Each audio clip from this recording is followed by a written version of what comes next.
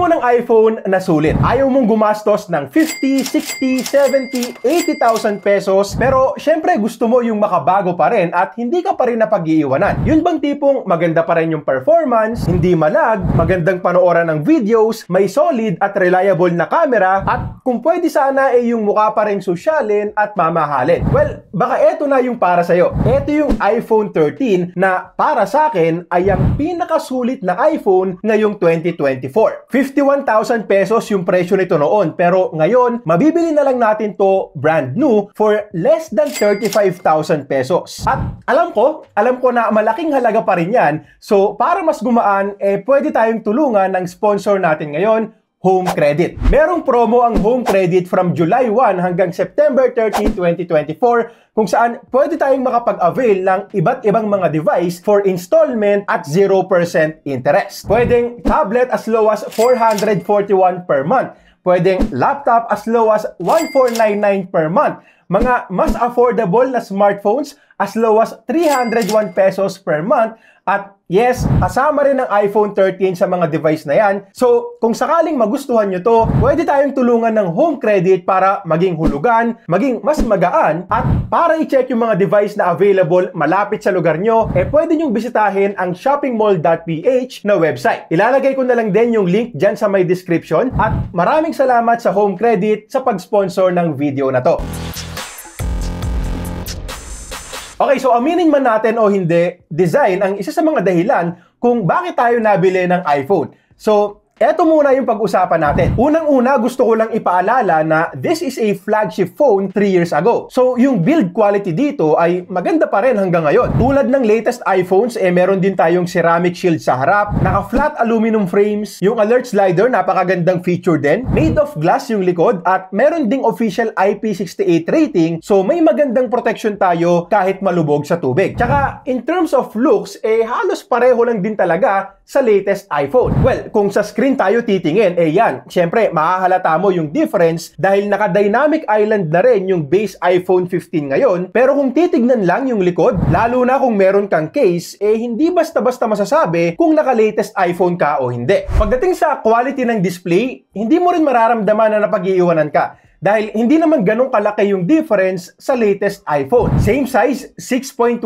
inches, naka-OLED panel na rin with high resolution, at dahil hanggang ngayon, hindi pa rin binibigay ng Apple yung ProMotion or yung 120Hz na refresh rate sa mga non-Pro iPhone 15s, same 60Hz lang din yung makukuha mo dito sa 13. At yan yung isa sa mga piling bagay na hindi ko nagustuhan dito. I know, hindi to issue sa mga non-Pro iPhone users, at hindi ko na rin gaanong i-discuss dahil lagi ko na itong nirereklamo sa mga base iPhone models. So, 60Hz is okay, pero ang sarap sa mata ng smoothness ng 120Hz or ProMotion kapag na-experience mo na. Mahirap nang makontento ulit sa 60Hz kapag naranasan mo na yung 120. Pero bukod naman doon, okay na lahat. Yung malaking notch, hindi ko na rin napapansin kapag gamit ko. Mas pansin lang talaga siya kapag naglalaro ako ng games kasi syempre full screen talaga. Pero sa pag-YouTube at pag-Netflix ko, hindi gaano kasi usually 16:9 yung aspect ratio ng mga pinapanood kong palabas or anime, at kapag movie naman na may wider aspect ratio, medyo nililiitan na lang ng Apple yung display para hindi makasagabal yung notch sa mismong palabas. At speaking of palabas, asahan nyo na rin yung magandang kulay dyan, high contrast ratio, great viewing angles. Yung speakers, sobrang panalo para sa presyo kasi halos pareho lang talaga yung tunog sa iPhone 15 Pro. Sa pandinig ko, magkasing lakas, magkasing tunog lang sila. So, I don't think na makukulangan kayo dito. In terms of brightness naman, yan. Diyan natin makikita yung lamang ng mga latest iPhones ngayon, pero hindi na rin naman masama yung 1200 nits of peak brightness dito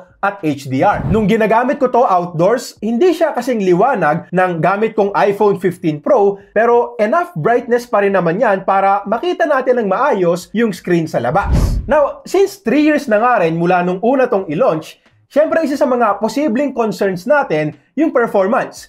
Kaya pa rin ba ng chipset? Mabilis pa rin ba? Wala pa rin bang lags? At yes, very fast, very smooth pa rin yung experience ko dito. Well, yung mga pang-araw-araw kong apps, mga social media, productivity, delivery, and banking apps na lang din naman. So, mga magagaan na applications na lang din, but still, kahit yung pag-open ko ng mga apps, yung pag-switch ko sa mga apps or multitasking, okay na okay lahat. At syempre, alam naman natin na malaking parte dyan ang magandang software optimizations ng iOS, pero dahil din yan sa malakas na chipset pa rin talaga ang A15 Bionic hanggang ngayon. Actually, sinubukan kong mag-run ng Antutu benchmark dito at maganda pa rin yung resultang nakuha ko. Almost 1.3 million points din yan na hindi naman gaanong nalalayo sa 1.5 million na nakuha ko sa iPhone 15 Pro. At syempre, sinubukan ko rin maglaro ng games. Kung ang laro mo lang naman mga Mobile Legends, Call of Duty, Pokemon Unite, mga less demanding games, maning-mani lang yan dito. Actually, kahit mga demanding games like Genshin Impact, maaasahan mo pa rin yung good performance. Occasional frame drops, sure. Syempre, hindi kasing stable or kasing lakas ng latest A17 Pro chip, pero bibigyan pa rin tayo ng good frame rates at swabe pa rin for the most part. Take note nga lang na tulad lang din sa ibang mga phones, nag-iinit din to sa mga ganitong kabigat na games. So, mas okay pa rin kung gagamit tayo ng phone cooler kung sakaling maglalaro tayo. So, overall,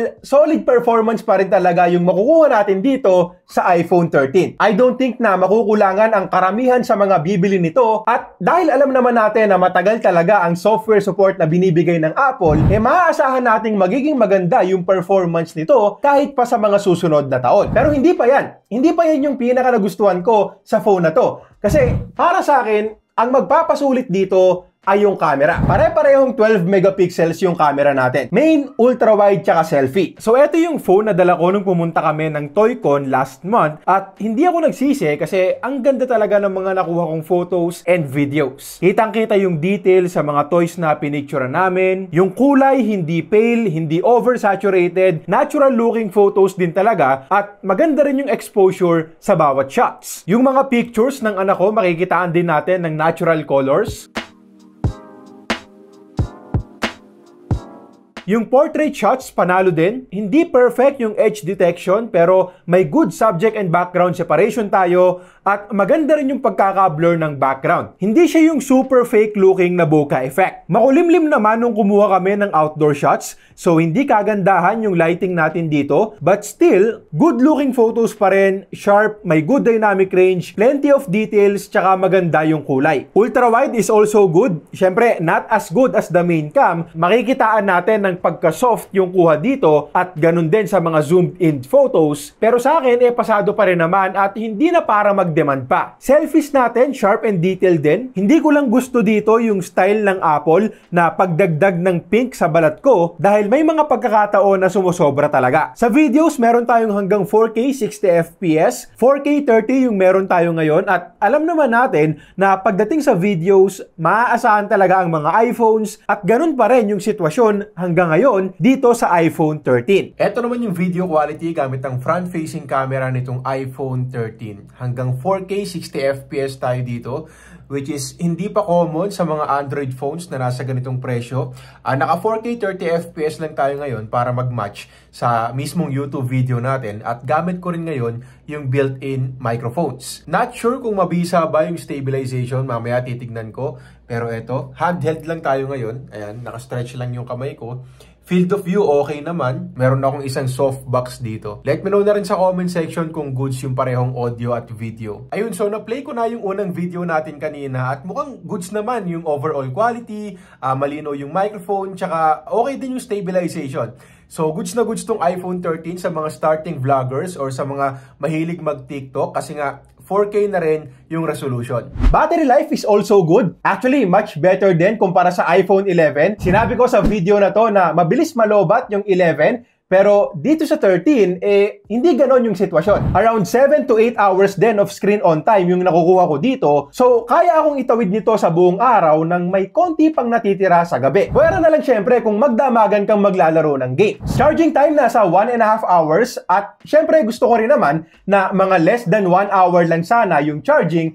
Pero sa almost 2 years na rin na pagiging iPhone user ko, sanay na ako sa puntong to. At isa pa, may wireless charger din kasi ako sa desk, so bihira rin talaga akong malobat. Para sa akin, isa rin sa magagandang features ng iPhone, yung MagSafe wireless charging. So every time na uupo na ako sa desk ko at magtatrabaho, ilalapag ko lang yung phone ko sa MagSafe charger para pag uwi ko, fully charged pa rin. Ang problema nga lang sa ganyang routine ay yung kawalan ng charging limit feature nitong iPhone 13. Yung daily driver ko kasi na iPhone 15 Pro meron. Pwede mong iset or ilimit lang sa 80% yung maximum charge, which is good para hindi ma-degrade yung battery kahit pa buong araw yung nakapatong sa wireless charger.